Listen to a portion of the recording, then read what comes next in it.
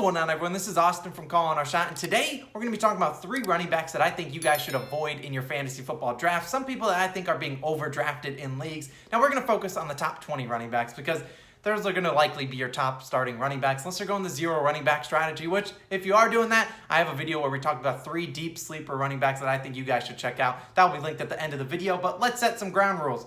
Like I said, all of these players are going to be in the top 20, and that means they aren't bad. They aren't necessarily bad at football. They're obviously in the top 20 for a reason.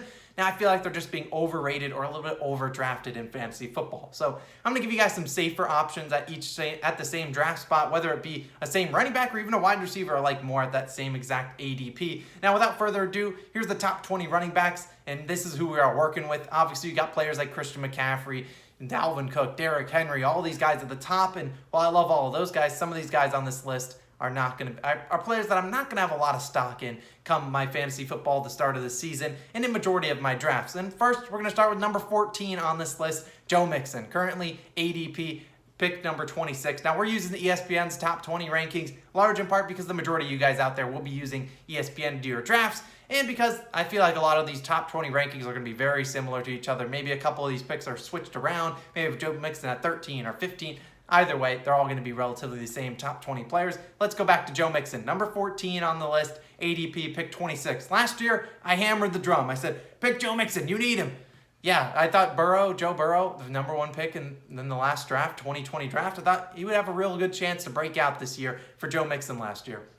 And boy, was I wrong. Now, an injury played a large role in that. You know, you saw Joe Mixon miss the final 10 games. And if you had him on your fantasy football roster, like I did myself in a lot of my leagues, yeah, you were kind of just sitting there just like, what is this? You know, he was never put on injured reserve, so you couldn't put him in your injured reserve slot until really late in the season when it was already a given that he was out for the year. But they kept saying, you know what, maybe he's coming back this week. Nope, we're out on Friday. Same exact thing, rinse and repeat, just getting everyone's hopes up just to never ever play. Now, if you look at it, through 6 games last season, Mixon, RB9, running back 9 in terms of PPR points. He had 99.6 fantasy points through 6 weeks. A great average, but 42 of those points, 42 of 99, 42% of those points came in just 1 game against the Jaguars, who had one of the worst rushing defenses in the NFL.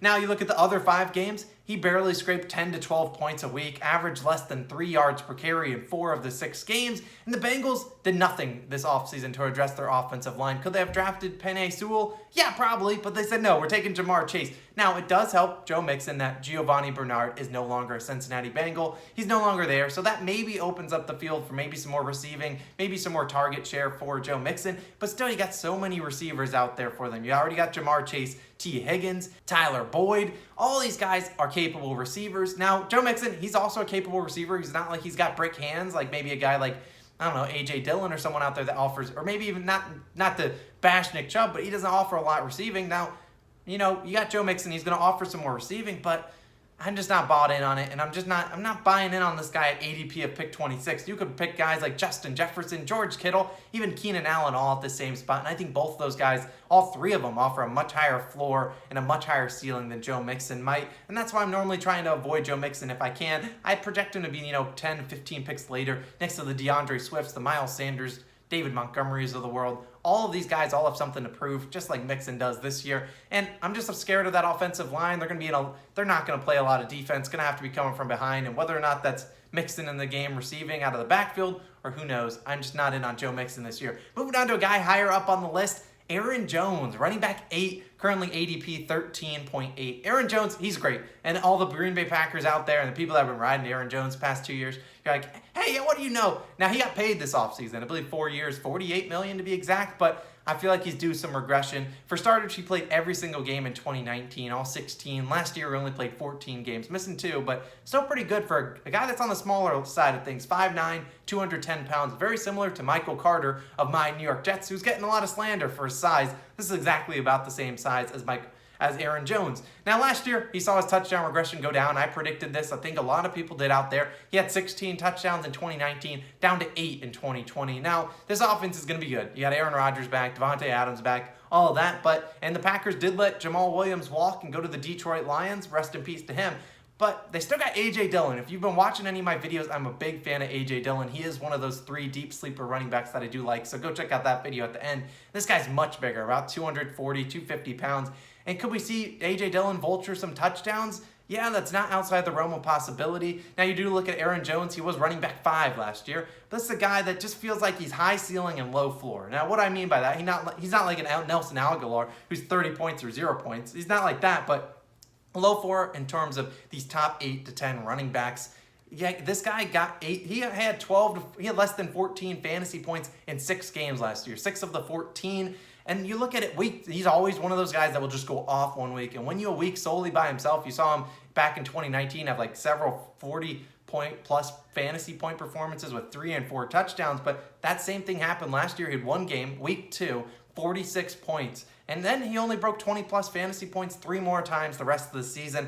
Now, if I'm in this position, I'm at the 9th or 10th pick, maybe even the 11th or 12th, depending on how big your league is. Aaron Jones is going to be sitting there for you, and you're going to have a decision between him, maybe even a Nick Chubb, or maybe a Jonathan Taylor. I like both of those guys over Aaron Jones. Or even the wide receivers. You got Stephon Diggs at ADP pick 13. DeAndre Hopkins a little lower at ADP pick 15. Both those guys I like with a super high floor and even that big ceiling to be a wide receiver. I mean, they're both wide receiver ones. They could be the wide receiver 1 in fantasy scoring altogether. Now, I'd much rather target a running back a little bit later, maybe like a Najee Harris, which you guys know I'm high on. Even a Chris Carson, who's several rounds later. Not that those guys are necessarily better than Aaron Jones, because I'd bet Aaron Jones will finish above both of those guys. Maybe not Najee Harris. You don't really know, but I just don't love the value at pick 13 for Aaron Jones. So I'm going to go to the top receiver if I can, or maybe pick 2 of those mid-tier running backs later on in the draft.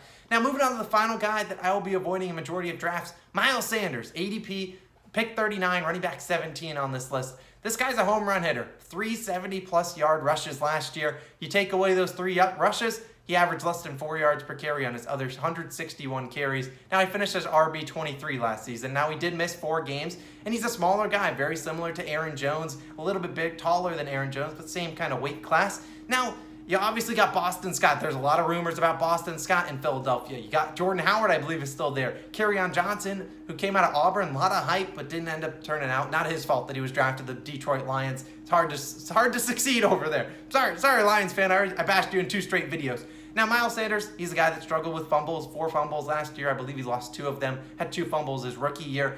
Now, I just don't see him as a full three down back, a true workhorse.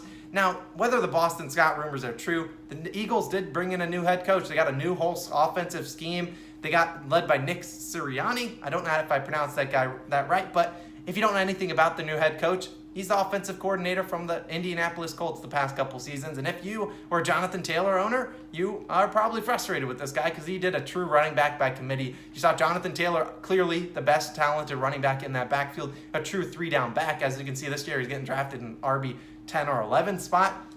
They just said, no, you're getting a lot of Jordan Wilkins, getting a lot of Nyheim Hines. They would have even ran Marlon Mack into the ground, but Marlon Mack was out last year for the majority of it. For these reasons, Miles Sanders, just another running back that I'm going to avoid. I'd rather a guy like J.K. Dobbins, who I've talked up in the preseason as one of my 5 breakout stars. Even a guy like Myles Gaskin, who has the potential to be really a true star down in Miami. But he's a full 2 to 3 rounds later. Now, you could get great wide receivers at the same pick. What does he pick? He's like ADP pick 39. You get guys like Mike Evans. You could get guys like CeeDee Lamb, even Allen Robinson, Robert Woods, all these guys, maybe a couple picks close to him. And I think if you can snag one of those guys, I'm not reaching for Miles Sanders unless I absolutely have to. Now, those are my 3 running backs that I'm trying to avoid in my fantasy football drafts. Now, I got to say, with a disclaimer, if these guys are dropping in your fantasy football leagues, I don't mind scooping them up. I'm not saying these guys are going to be terrible. These guys are really good. They're top 20 running backs for a reason. I just think they're being a little bit overdrafted currently in snake drafts.